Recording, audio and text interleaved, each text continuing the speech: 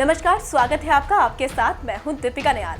चुनावी सफर में आज बात करेंगे भावनगर लोकसभा सीट की, जहां से भाजपा नेता डॉक्टर भारतीबेन धीरूभाई शियाल सांसद हैं। उन्होंने साल 2014 के चुनाव में इस सीट पर कांग्रेस नेता प्रवीण भाई राठौर को 2,95,488 वोटों के अंतर से हराया था। उस साल डॉक्टर भारतीबेन धीरूभाई शियाल को यहां पर 5,49,529 वोट मिले थे, तो वहीं कांग्रेस नेता को मात्र 2,50,041 वोटों से संतोष करना पड़ा था। उस साल इस सीट पर आप प्रत्याशी को 4,95,040 वोटों के साथ नंबर 3 की पोजीशन हासिल हुई थी। भावनगर गुजरात राज्य के पश्चिमी भारत में स्थित है। शासकीय राज्यों की राजधानी भावनगर अनेकों तालाबों और मंदिरों का घर कहा जाता है। भावनगर की स्थापना 1743 में मावनगर बोरोज ने की थी। उसके पूर्वज राजस्थान से यहाँ आए थे। 1947 तक यहाँ रियासत की राजधानी था, जिसके बाद भारतीय संघ में इसका विलय हो गया। बहुत सारी ऐतिहासिक इमारतों और यशस्वी गाथाओं को अपने आंचल में समेटे इस शहर की आबादी 23,10,078 थी, जिसमें से 54% आबादी गाँव में और 45% लोग शहरों में निवास करते थे।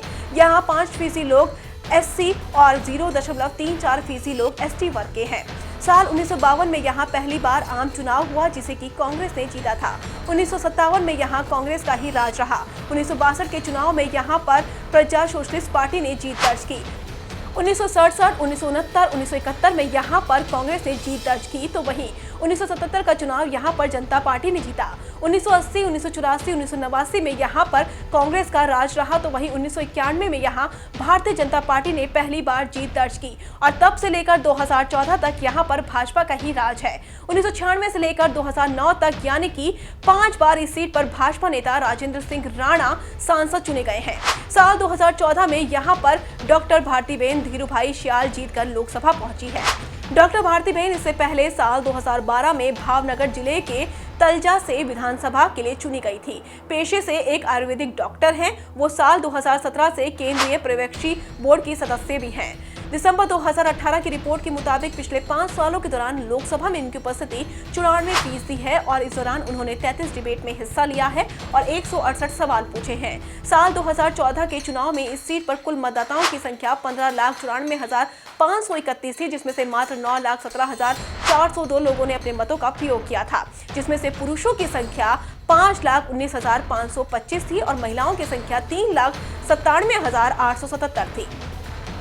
भावनगर में बीजेपी का किला ध्वस्त करना आसान नहीं है। कांग्रेस लंबे वक्त से जीत के लिए यहां तरस रही है, लेकिन गुजरात विधानसभा चुनाव में अपनी पार्टी के अच्छे प्रदर्शन से उसके अंदर आत्मविश्वास में वृद्धि हुई है और इसी वजह से वो यहां जीत का दावा कर रही है। अब उसके दावों में कितनी सच्चाई है, ये तो चुनाव तय करेंगे, लेकिन इसमें कोई शक नहीं कि इस सीट पर अपने प्रभुत्व को बचाए रखने का दबाव भाजपा पर होगा। देखते हैं यहाँ की जनता इस बार किसको अपना आशीर्वाद देती है, क्योंकि जीतेगा वही जिसे जनता का साथ और प्यार मिलेगा। आज के सफर में बस इतना ही। जल्द हाजिर होंगे नई लोकसभा सीट के प्रोफाइल के साथ। बने रहिए वन इंडिया के साथ।